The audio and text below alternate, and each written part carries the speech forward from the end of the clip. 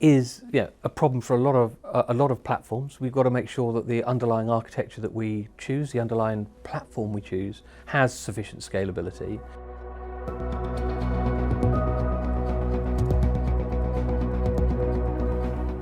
Hello and welcome back to our fourth part in our series of conversations around digital preservation. We're in a generation of exponential data. It's an explosion of data being created, and now we're in a phase of storing the data into long-term retention and into preservation. So Mark, I guess scalability, that's the big question. How do these platforms scale, and how do we achieve the scale customers need today and consider for the future? Yeah, I think scalability is a problem for a lot of platforms. We've got to make sure that the underlying architecture that we choose, the underlying platform we choose, has sufficient scalability. But it's not just the scalability in the solution that we need to worry about. We need to think about the portability of the data that we're putting in the platform. As we talked earlier in a previous episode about self-describing data and native formats wherever possible, and I think that's really important when you think of the lifetime of the product and the lifetime of the solution, because that data needs to be easily understandable, but it needs to be mobile and transportable. So we would work really closely with the customer to understand exactly how far they thought the preservation solution might grow and how large it might grow. But we always add a degree of unknown to those sort of numbers, because we've got experience of the changing data types that we're seeing. In culture and media, we see 4K video to 8K video and whatever comes next, and in scientific instruments we're seeing high definition sequencers, and we're seeing next generation microscopes and scientific instruments that mean the data is just growing, and a doubling of resolution is more than a doubling of the data, so having that growth in mind. But we also have the advantage that technology grows as well, so drives are getting bigger, storage solutions are getting bigger, so having a solution that can incorporate new technology within the old is a good one, but also understanding how you're going to move that data. And I think data migration inside of a platform is important, because as we have spoken about multiple times, the 25 to 100-year lifetime of a digital preservation solution is way in excess of the lifetime of a piece of hardware. I was going to say, so obviously there's a consistent key risk there, that the data has to outlive the platform it sits on, and you've obviously mentioned different media types already.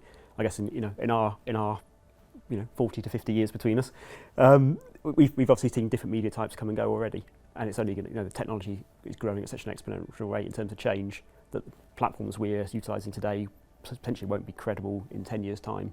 So I guess that's a key consideration, is constantly looking to see obsolescence. And I think we have some customers who they don't know where their applications are going to go. They have a really active application development cycle. We've got customers who are doing a lot of their own development work on the applications, write a lot of the code themselves, and also use that to interrogate and to interpret the data that would be inside a digital archive or a digital preservation platform. So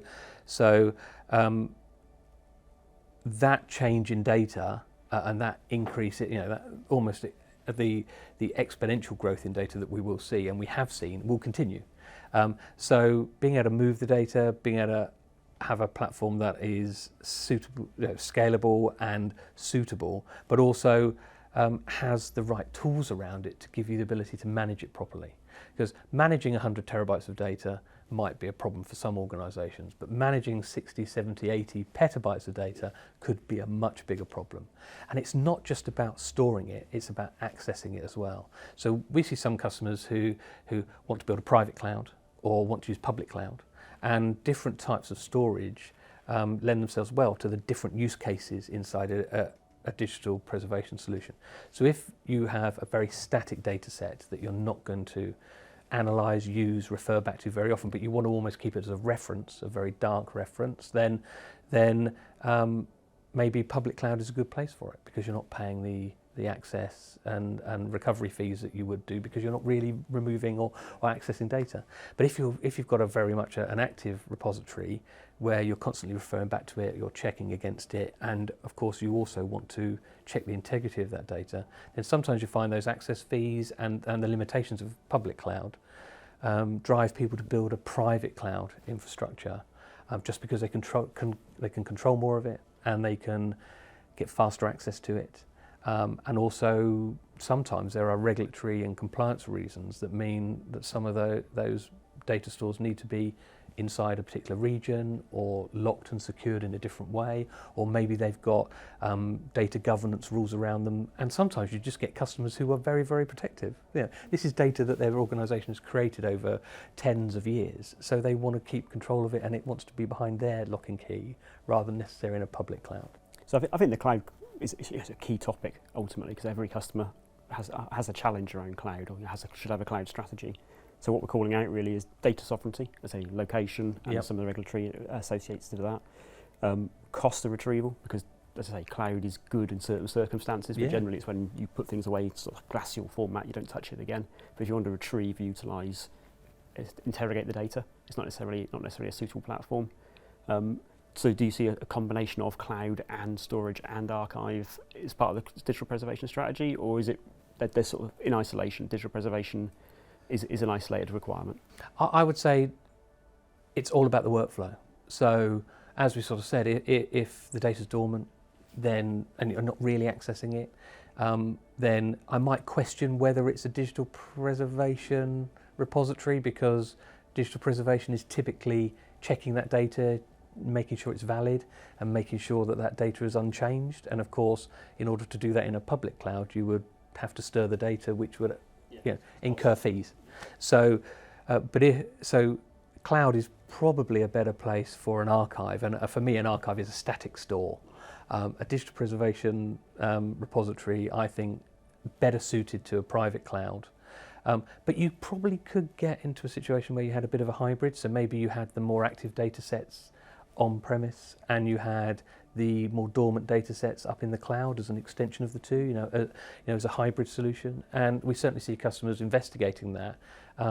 There is a cloud first sort of imperative appearing in lots of organisations because it's seen as the safe place or the right place to put data. But in reality, it's about how you use the data. And once we know how you use it, we can make the best recommendations for where to put it.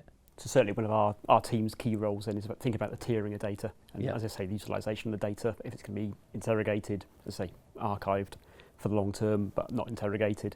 So it's got sort of, I guess, consistent considerations there in terms of what you're going to do with that data once you have it. Yep. But traditionally, again, I'm with you, preservation generally is actually about maintaining your crown jewels, the most important parts of your data, but it's there to be revisited and reutilised in some value. A founding role for us then is to support them in making sure that the platform is the right size initially, but also has the capacity to scale in the future as they sort of develop their requirement. Thank you, Mark. Appreciate that. Thanks so much, James. And thank you everybody for watching, and we'll be back next week.